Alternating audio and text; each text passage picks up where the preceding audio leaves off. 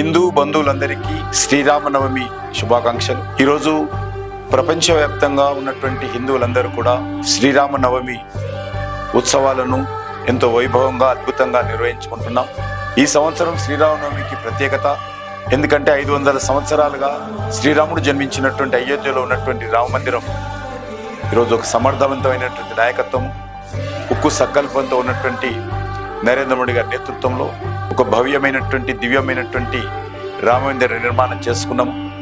అందుకే 500 సంవత్సరాల తర్వాత రామ మందిరం పూర్తి అయిన తర్వాత మొదటిసారిగా శ్రీరామనవమి ఉత్సవాలు నిర్వహించుకుంటున్నాం.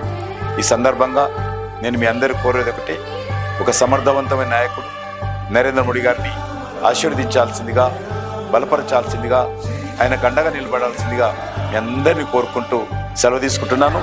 జై శ్రీరామ్.